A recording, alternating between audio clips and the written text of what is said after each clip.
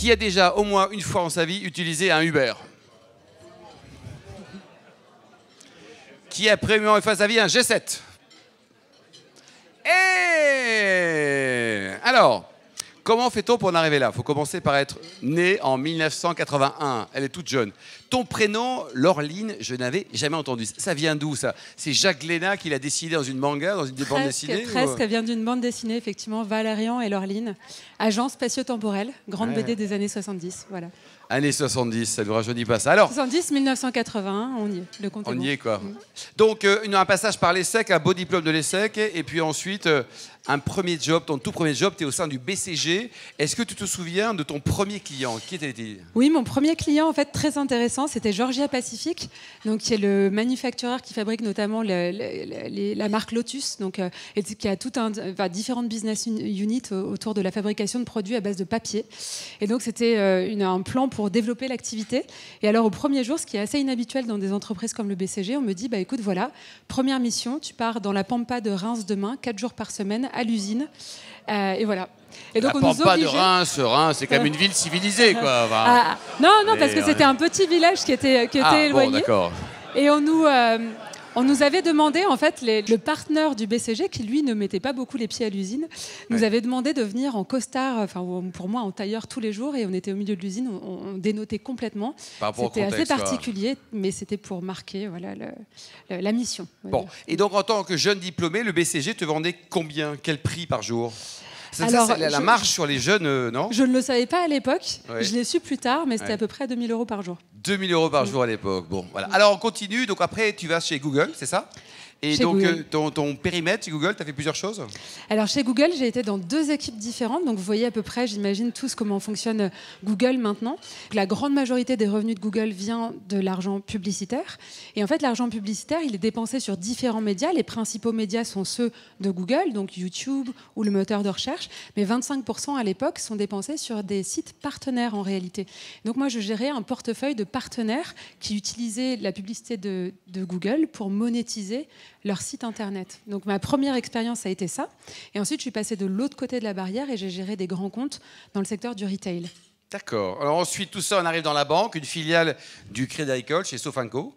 Et là, tu étais Madame Transformation Digitale. Ben, c'est ça. Après avoir passé quelques années chez Google, j'ai été la Chief Digital Officer, comme on disait, de en fait, CACF, qui est Crédit Agricole Consumer Finance, dont la marque en France est Sofinco.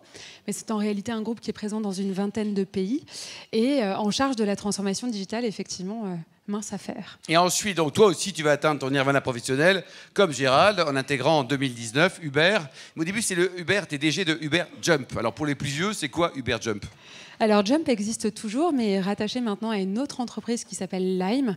Et donc Jump, vous l'avez peut-être vu dans les rues de la capitale ou dans d'autres villes, c'est ces vélos et trottinettes en libre service que vous pouvez trouver du coup à l'occasion d'un trajet.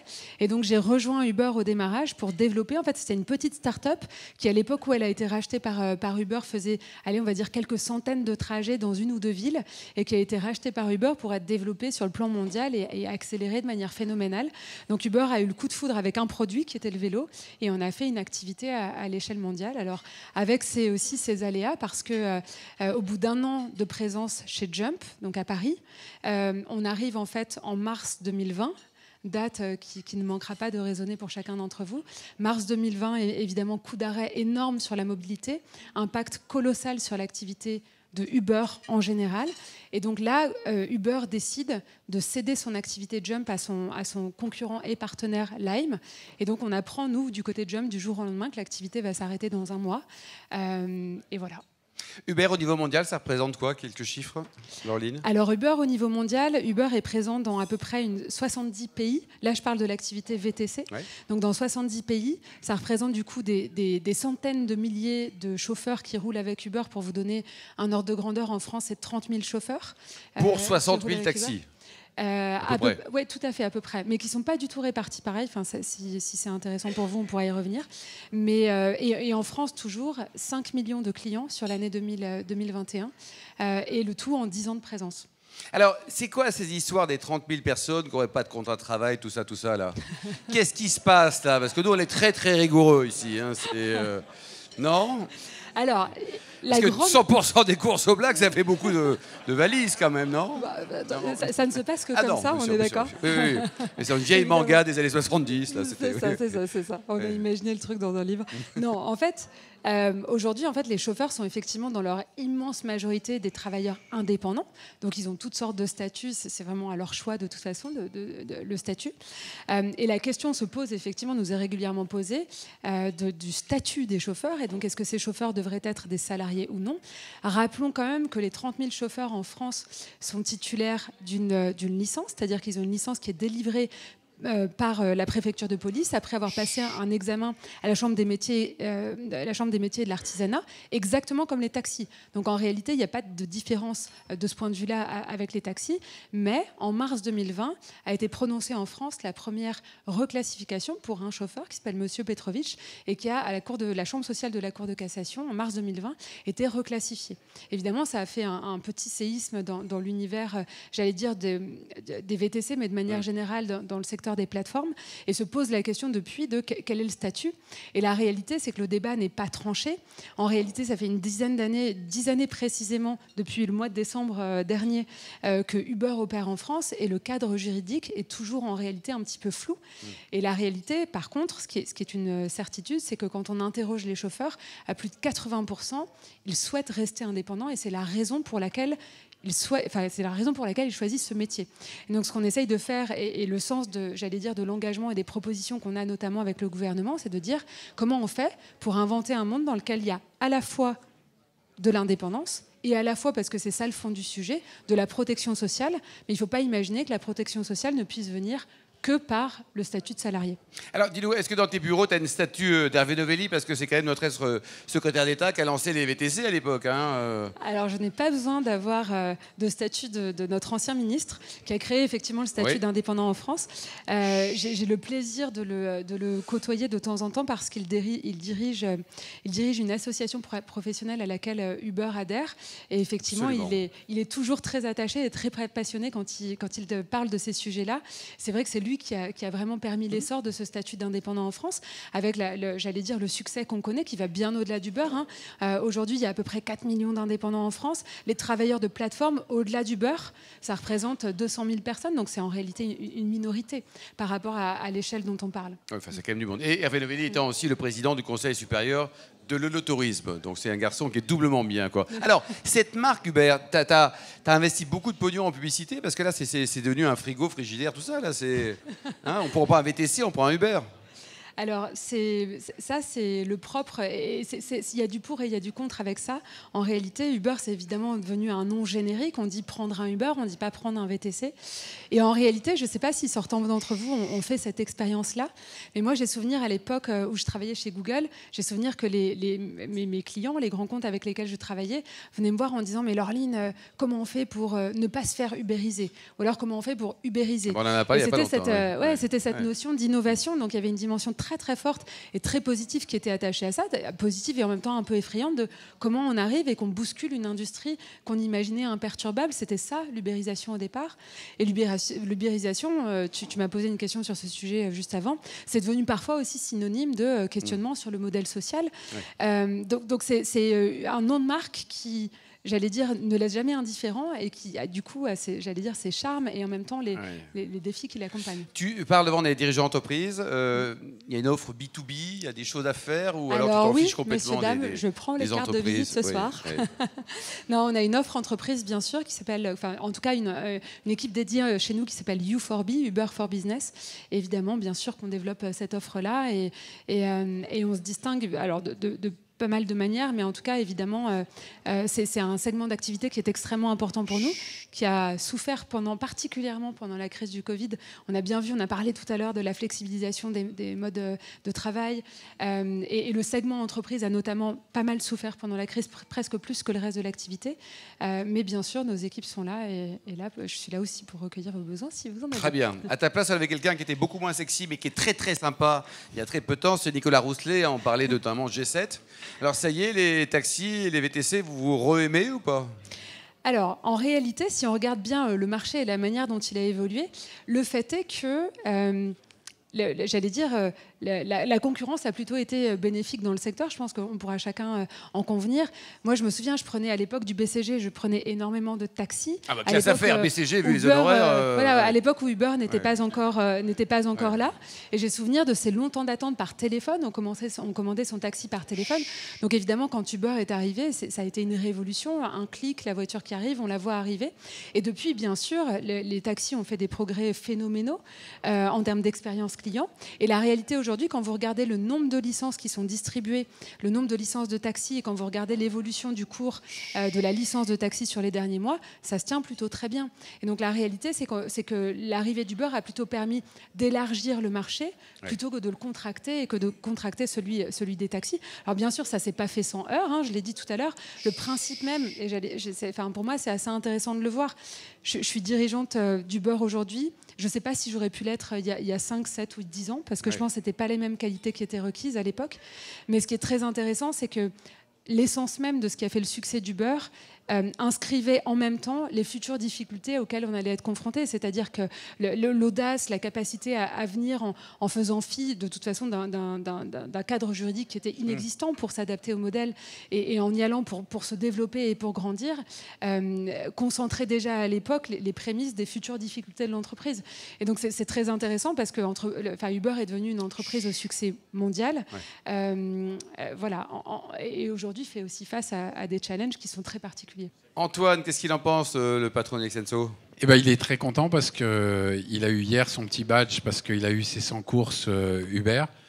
Et ce qu'il disait tout à l'heure, c'est que par contre, si on peut éviter de me parler de Uber Eats pour acheter un hamburger, puisque moi ce que je veux, c'est être dans des voitures confortables pour aller du point A à point B, mais pas de hamburger, parce que je veux aller chez effectivement... au Bristol, à l'Épicurien, invité par Alain. Le burger de Fréchon, une pure merveille. Mais c'est vrai. Et pas effectivement aller devoir choisir entre McDo ou Burger King. Bon, donc c'est une bonne remarque, ça, non ? Voilà. Donc c'est bien la diversification et d'essayer de nous vendre les autres services, mais il faut aussi voir effectivement qui on est et en fonction de notre profil, plutôt cibler et continuer dans la lignée. Alors c'est quand même assez intéressant parce que sur un panel représentatif d'à peu près 5 personnes auxquelles j'ai peut-être parlé pour l'instant, vous êtes 2 à me dire ça. Donc je pense qu'il y aura une petite discussion avec les équipes marketing. C'est énorme, 2 sur 5. Néanmoins, non, c'est un peu plus que 5. Tu peux en parler à Anne Hidalgo, c'est énorme. Mais néanmoins... Non, mais c'est vrai, t'as des... Néanmoins, c'est quand même l'occasion de vous dire que, et c'est ça qu'il faut mesurer, c'est que je te demandais à l'instant qui a déjà pris un Uber, qui a déjà pris un G7 pas mal, hein. Je pourrais vous poser la question, qui a déjà commandé un Uber Eats ou un Deliveroo? Ah tiens, Uber Eats. Ou qui discrètement a vu son fils commander un Uber Eats. Ce qui serait très intéressant, ça serait de vous demander quand vous l'avez pris pour la première fois. Et la réalité, c'est que l'activité d'Uber Eats était une activité qui était balbutiante avant la crise et que la crise a eu un écho extrêmement particulier pour Uber, puisque l'activité traditionnelle VTC s'est effondrée. Premier confinement, premier trimestre 2020, moins 90% d'activité de chiffre d'affaires sur la partie VTC. Ouais. Et par contre, explosion d'Uber Eats. Et donc là où Uber Eats en 2017 était un business à 3 milliards, aujourd'hui est un business à plus de 50 milliards, avec une accélération phénoménale par rapport à toutes les projections qu'on pouvait imaginer, une accélération phénoménale des usages et du coup de la maturation des usages. Et là, on n'a pas l'occasion de le faire, mais si vous posez la question de quand vous avez commandé Uber Eats pour la première fois ou Deliveroo, peu importe. C'était avant le Covid. Exactement. Le COVID Exactement. Alors le chiffre d'affaires France d'Uber, c'est quoi ? Ça, c'est un certain nombre que je mettrais dans la même enveloppe que celle de Gérald. Soit on le dit pas parce qu'il est mauvais, soit on le dit pas parce qu'il est trop bon. Au choix. Toi, t'es comment, toi ? Toi, t'es comment ? Tu parierais quoi ? Et alors la marge, parce qu'il reste pas grand-chose quand même à tous ces chauffeurs à la fin. La manière dont fonctionne Uber, c'est que Uber prélève une commission sur les courses qui est de 25% et qui est effectivement une commission qui est plutôt plus élevée que celle appliquée par les concurrents. Donc là, je ne parle pas des taxis parce que c'est un modèle différent. Je parle des applications de VTC concurrentes, mais qui correspond aussi à un engagement sur le marché qui est différent. Par exemple, je ne sais pas si c'était une de tes questions, mais j'en parle. Aucun problème. On a investi dans un plan pour la transition écologique. On partait il y a 2 ans de 80% sur notre application de véhicules diesel et on a un objectif à 2024 de 0 véhicule diesel. Donc 80% à 0 sur 30 000 et 50% de véhicules électriques. Donc c'est colossal. Et ça, on le fait comment? Notamment en investissant. Et donc on investit, on a un plan d'investissement de 75 millions d'euros à horizon 2025 pour aider les chauffeurs à acheter des véhicules électriques. Et typiquement, quand on fait cet investissement-là, le chauffeur qui a son véhicule électrique derrière, il peut rouler avec Uber, mais il peut rouler avec n'importe quelle plateforme. Et donc, quelque part, on supporte et on investit pour l'ensemble du secteur dans la transition écologique, d'une certaine manière. Et du coup, oui, on a des frais de service qui sont supérieurs, mais on a aussi des investissements qui sont supérieurs. Donc, investir sur un prestataire de service en aidant à acheter une bagnole, on se rapproche quand même du salariat, non? Alors, c'est pas du salariat parce que derrière, le chauffeur fait ce qu'il veut, c'est-à-dire qu'il n'a aucune obligation de rouler avec nous, il ne signe aucune forme d'engagement. Donc non. Il a sa liberté. Uber, ce qui est super intéressant, c'est que je me dis, on a fait la nourriture, on a fait la voiture, les trottinettes. Quels sont les futurs services qui sont en projection d'être potentiellement intégrés au sein de Uber, en France en tout cas, parce que j'imagine que c'est pas pareil. Allez, un scoop ou deux, allez. Il y en a même encore d'autres, des projets. La stratégie de Uber par rapport à ça, c'est ce qu'on appelle le Go, donc quand vous vous déplacez, ou bien le Get, donc Go and Get. Get, c'est pour vous faire livrer, en quelque sorte. Donc là, vous pouvez imaginer des expansions phénoménales. Il y a un boom en ce moment avec des levées de fonds qui sont absolument incroyables dans le secteur de la livraison ultra rapide. Et en fait, vous voyez que la force de travail que représentent les livreurs, là où pendant longtemps, certaines entreprises ont imaginé pouvoir développer leurs propres services, leurs propres prestations de livraison, en réalité, le modèle, c'est d'avoir des super flottes comme celle par exemple de Uber Eats, qui vont pouvoir être multi-services et multi-business. Et donc là, déjà, il y a un champ d'expansion qui est colossal. On a un partenariat par exemple avec Carrefour qui nous permet de faire de la livraison de courses à domicile maintenant, par exemple. Mais au-delà de ça, on a aussi une activité qui est aux États-Unis qui s'appelle Freight et qui permet en fait d'être, si vous vous projetez là-dedans, qui vous permet d'être le Uber quelque part de la livraison par camion. Et là où avant un camion se déplaçait d'un point A à un point B, délivrait sa marchandise et revenait à vide, vous pouvez imaginer en fait la même sorte de technologie qui met en relation des passagers et des chauffeurs VTC et la mettre au service cette fois des entreprises qui ont besoin de capacités de transport pour maximiser le chargement en fait des camions qui sillonnent un pays. Donc voilà, ça c'est un exemple d'activité qui est développé aux États-Unis. Dernière question, Gérald. Est-ce que tu es client Uber? Moi, je suis client, j'utilise Uber. Mais absolument. Eats ou normal? La voiture, moi, le service de transport. Un peu comme Antoine, pas les sandwichs, quoi. Ma question, elle sera sur le même domaine que celui qui vient d'être couvert. Pour capter, en fait, parce qu'on parlait tout à l'heure d'ubérisation, en fait, c'est Maurice Lévy qui a inventé le mot qui sera notre invité le 17 mars.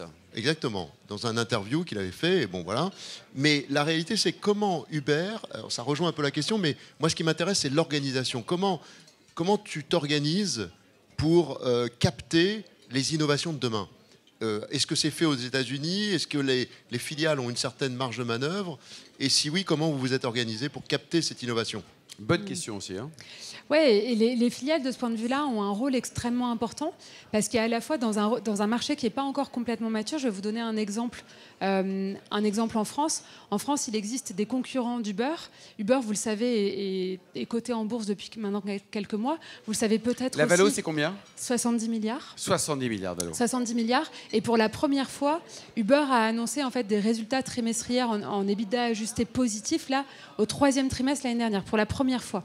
Évidemment, la trajectoire maintenant va croissant, donc avec une exigence de rentabilité, avec des concurrents qui, eux, sont toujours dans des logiques de cycle de levée de fonds et qui ne sont clairement absolument pas rentables et qui réinvestissent à plusieurs multiples le montant de leur chiffre d'affaires. Donc d'un côté, il y a vraiment un rôle des entités locales de tenir l'activité et de tenir les marchés malgré en fait le fait de faire face à une concurrence en n'ayant pas du tout les mêmes objectifs de rentabilité et en même temps de continuer à se projeter dans l'avenir, et c'est tout l'intérêt et la subtilité, la difficulté aussi du job à l'échelle locale. Et l'échelle locale, l'échelle du pays, est une échelle qui est critique. Et pour avoir connu, par exemple, une organisation comme Google, dans laquelle finalement le produit est développé aux États-Unis, il est peu ou prou le même partout dans le monde, chez Uber, c'est impossible parce que le produit n'est pas la technologie. Le produit, c'est pas un produit en réalité, c'est un service, c'est un chauffeur, un être humain qui vient qui vous prend en charge dans son véhicule.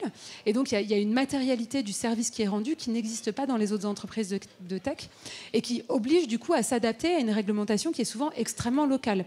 Donc, la dimension locale de l'activité d'Uber est extrêmement importante. Et à ce titre-là, tous les exemples d'acquisition ou d'investissement récents de prise de participation d'Uber dans différentes entreprises, on en a annoncé en Espagne, par exemple, d'un des gros gestionnaires de flotte. On vient d'en annoncer en Australie pour du carpooling, par exemple, ce genre de choses-là. Eh bien, ce genre d'investissement est réalisé sur de l'initiative locale. Donc, l'objectif, c'est vraiment de faire des general managers locaux, des gens qui sont vraiment en possession de leur business, et ensuite de procéder aux investissements. Et quand l'investissement est réalisé, de séparer complètement l'activité. C'est-à-dire que Uber Eats, par exemple, pendant très longtemps, est resté complètement indépendant de l'activité que moi je gère. Et probablement que si j'avais dû gérer Uber Eats en même temps que l'activité mobilité que je gère aujourd'hui, Uber Eats ne se serait pas développé autant et aussi vite et aussi bien, honnêtement. Bon, elle devait être formidable. Elle est formidable. En plus, une maman de 3 enfants, dynamique, belle, intelligente. On l'adore. Bravo, on l'applaudit chaleureusement. Bravo. Merci beaucoup.